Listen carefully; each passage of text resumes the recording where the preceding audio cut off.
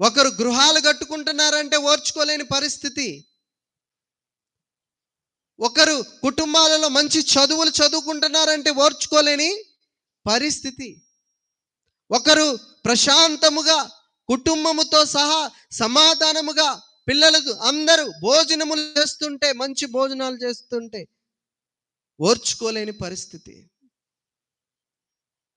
మంచిగా ఉన్న వారి మీదకి ఎంతోమంది ఎలా విచ్ఛిన్నం చేయాలా అనేసి చూసేవారు ఎంతోమంది ఉన్నారండి ప్రియులారా. అందుకనే వాక్యం తెలియపరుస్తుంది, వాక్యానుసారమైన ప్రవర్తన ఉన్నవారికి కుళ్ళు అనేది ఉండదు,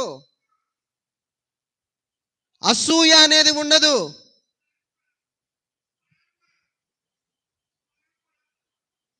సౌలంట దావీదు మీద అసూయ పెంచుకున్నాడంట. అసూయతో విషపు చూపు ఉంచుకున్నాడు. దావీదు బాగానే ఉన్నాడు, పచ్చగా అంతకంతకి అభివృద్ధి చెందుతానే ఉన్నాడు. కానీ సౌలు మాత్రం అంతకంతకి దిగజారిపోయాడు. అందుకనే నీ సహోదరుల మీద, నీ సహోదరి శ్రమ మీద, నీ సహోదరుడి శ్రమానుభవ దినము మీద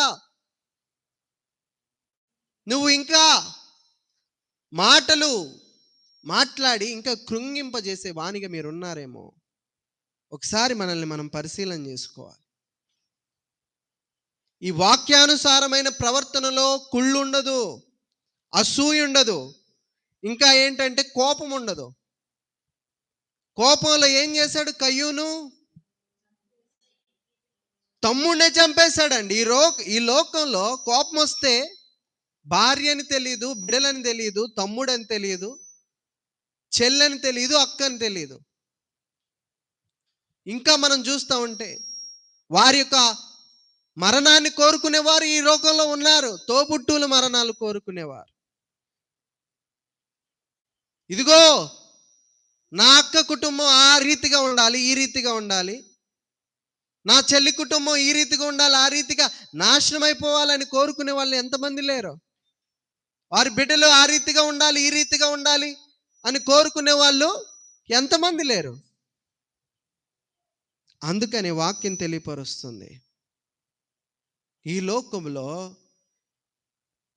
చిగురింపు అనే తత్వంలో నువ్వు ఉన్నావేమో, సరే పర్వాలేదు. కానీ అక్కడికి వెళ్ళాక ప్రభువు గట్టిగా న్యాయం తీరుస్తాడు.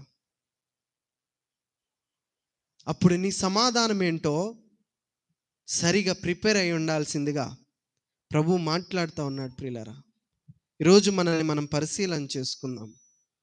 ఈ కుళ్ళు, అసూయ, కోపం, అబద్ధాలాడే తత్వం, ఒకరి మీద ఒకళ్ళు అబద్ధాలు, లేని మాటలెల్లా మాట్లాడుకొని ఎంతమంది ఈ రీతిగా ఉన్నారు. అందుకని యోబు గారు అంటారు,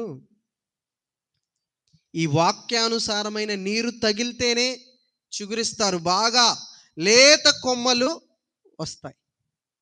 ఈ వాక్యానుసారమైన ప్రవర్తన లేకపోతే ఆ నరకబడిన మోడు చెదలెల్లా బట్టి ఏమైపోద్ది? ఇంకా నాశనం అయిపోతూ ఉంటుంది. అన్నాడా లేదండి? చూడండి, యోబు గ్రంథంలో అదే వాక్యాన్ని మనం పరిశీలన చేద్దాం, లోతుగా పరిశీలన చేద్దాం. వృక్షము నరకబడిన ఎడల అది తిరిగి చిగుర్చుననియు, దానికి లేత కొమ్మలు వేయుననియు నమ్మకము కలదు. దాని వేరు భూమిలో పాతదైపోయినను, దాని అడుగు మొద్దు మంటిలో చీకిపోయినను, నీటి వాసన మాత్రము చేత అది చిగుర్చును. చాలండి. నీటి వాసన లేకపోతే, వాక్యానుసారమైన జీవితము లేకపోతే చిగుర్చుతుందా? చిగుర్చదు. లేత కొమ్మలు వేయవు. ప్రియులారా, మనల్ని మనం పరిశీలన చేసుకోవాలి. ఈ లోకంలో ఎంత కష్టపడినా ఏమంటా ఉంది వాక్యము? ఎంత కష్టపడినా కానీ ఫలితం మాత్రం కొంచెమే ఉంటుంది వాక్యానుసారం